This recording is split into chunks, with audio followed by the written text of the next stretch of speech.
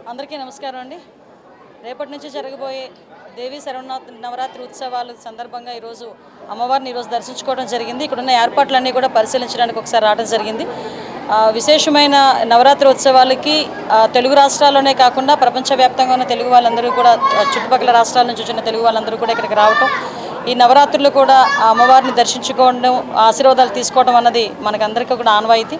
భక్తులకు ఎక్కడ కూడా ఇబ్బంది కలగకుండా క్యూ లైన్లో కానీ వచ్చిన ఆడవాళ్ళకి కానీ, అదేవిధంగా చంటిబిడ్డ తల్లులకి కానీ, ముసలి వాళ్ళకి కానీ, కొంచెం అనారోగ్యంగా ఉన్న వాళ్ళకి కానీ ఎటువంటి ఇబ్బందులు కలగకుండా ప్రత్యేకమైన దర్శనాలు ఏర్పాటు చేయడం జరిగింది.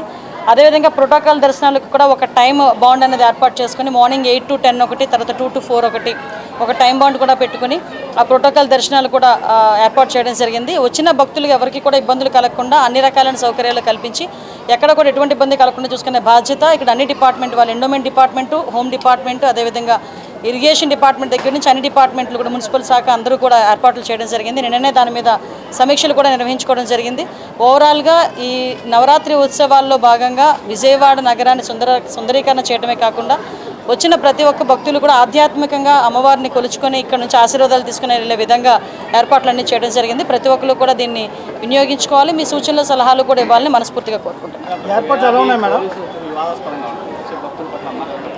అలాంటిది ఏమీ ఉండదండి. ఇంతకు ముందు వేరు, ఇప్పుడు వేరు. మేము పర్టికులర్గా ఫ్రెండ్లీ పోలీసింగ్ గురించి మేము ఎప్పుడు మాట్లాడుతూ ఉంటాము. అదే రకంగా ఈరోజు కూడా పోలీసులే మీ చాలా సందర్భాల్లో మీరు మొన్న చూశారు. విజయవాడ ఫ్లడ్ వచ్చినప్పుడు కూడా ఆ రోజు ఫైర్ డిపార్ట్మెంట్ వాళ్ళు సర్వీస్ కానీ అన్ని డిపార్ట్మెంట్ వారు సర్వీస్ అలాగే చేశారు. At the same time police department వాళ్ళు కూడా చాలా యాక్టివ్గా వర్క్ చేయడమే కాకుండా మానవతా దృక్పథంతో పనిచేసిన సందర్భాలు కూడా మీరందరూ కూడా చూస్తున్నారు. అదేవిధంగా ఈరోజు కూడా క్యూ లైన్లో ఉన్న వాళ్ళు ఎవరికి కూడా ఎటువంటి ఇబ్బంది కలగకుండా చూసుకుంటున్నాం. అదేవిధంగా హోల్డింగ్ ఏరియాస్ ఇంతకుముందు ఒకటే ఉండేది, కానీ ఈరోజు ఒక 7 హోల్డింగ్ ఏరియాస్ పెట్టుకున్నాం. కాబట్టి భక్తుల్ని వదిలే టైంలో కూడా ఎక్కడ ఎటువంటి ఇబ్బంది లేకుండా చూసుకునే బాధ్యత కూడా తీసుకుంటాం. ఎవరు ఏ ఉద్యోగి కూడా భక్తుల పట్ల అమర్యాదగా ప్రవర్తించరు. హిట్ టీవీ యాప్ ని డౌన్లోడ్ చేసుకోండి. ఇందులో short news, live news, entertainment movies అన్ని అవైలబుల్ గా ఉన్నాయి. Please download hit TV app. Hit TV యాప్ని ఫ్రీగా డౌన్లోడ్ చేసుకోండి.